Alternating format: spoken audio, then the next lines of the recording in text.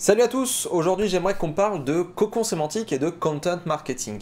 Le cocon sémantique, je reviens pas dessus, je pense que vous savez maintenant ce que c'est. Une grosse arborescence qui maximise la distribution du PageRank, qui maximise aussi des liens logiques au niveau des textes, au niveau des silos, des différentes pages de votre site, pour pouvoir donner un énorme signal à Google, mais aussi aux utilisateurs, puisqu'ils pourront parcourir et découvrir donc votre thématique assez simplement.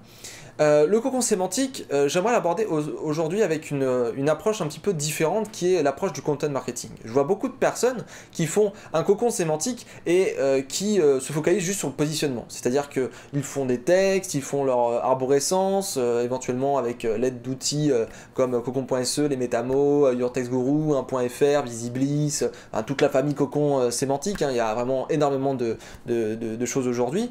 Mais voilà, comme le dit souvent Monsieur Bourrelli, le cocon sémantique, ok, c'est bien de faire ces textes, etc. Mais comment tu fais ensuite pour vendre?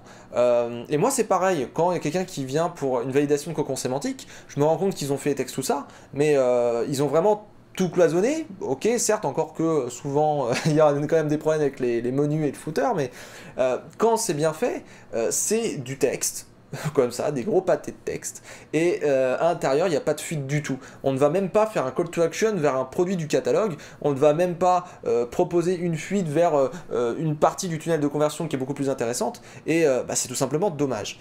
Et hormis ce problème-là, il y a beaucoup de gens qui ne vont pas vers le content marketing pour encore plus exploiter le cocon sémantique. Le content marketing, si vous prenez le calque, la méthodologie du cocon sémantique, le cycle du cocon sémantique, et vous prenez le cycle du content marketing, que vous les mettez l'un en face de l'autre, franchement, ça se combine quand même assez bien. Alors, il y a quelques subtilités qui changent, normal, mais étudier les cibles, définir les objectifs principaux, secondaires, pour ensuite faire une stratégie éditoriale, choisir les formats, les types de contenus qu'on va faire, pour ensuite sélectionner le levier de promotion, pour ensuite mesurer et ajuster, c'est le content marketing.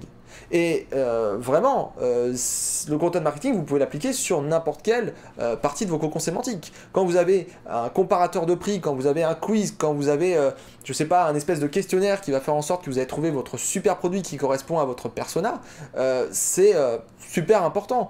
Donc, pourquoi pas mettre un e-book, pourquoi pas mettre un livre blanc, pourquoi pas mettre des vidéos, pourquoi pas mettre des images, du texte, des interviews, un comparateur, un jeu, je sais pas moi, un truc en rapport avec le content marketing que vous allez pouvoir ensuite promouvoir sur des réseaux sociaux, sur des plateformes, sur des forums, sur des tas de leviers, des tas d'endroits en fait, des tas de supports et tout ça, en fait, va faire que votre cocon sémantique, ok, il va positionner. Ensuite, deuxième chose, par rapport au call to action, tout ça, la conversion, vous allez avoir des landing pages, vous allez avoir quelque chose qui va vendre quelque chose, qui va avoir une utilité, ok, pour l'utilisateur, mais une utilité pour vous aussi. Enfin, qu'est-ce qui est utile pour vous?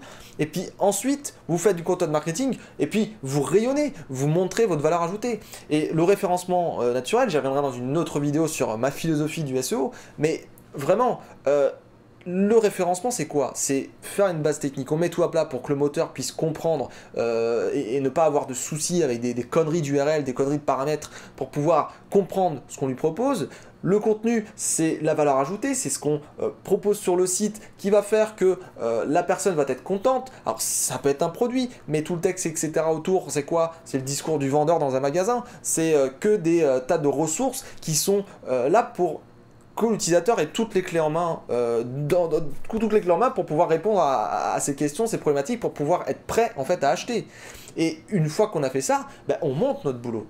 On monte notre boulot, on est là pour faire rayonner tout ce qu'on a fait. C'est-à-dire qu'on a notre magasin, on a à l'intérieur tous nos produits, tous nos vendeurs, toutes nos ressources, etc. On a toutes les clés en main, on se sent bien dans ce site-là. Et on montre au monde en quelque sorte qu'on est présent et qu'on fait qu'on fait cela et qu'on est une référence. Et c'est hyper en fait important de bien penser à cet aspect promotion et pas simplement de faire ses petites pages, faire ses pages mères, pages enfants, pages sœurs et puis se barrer et puis attendre quoi.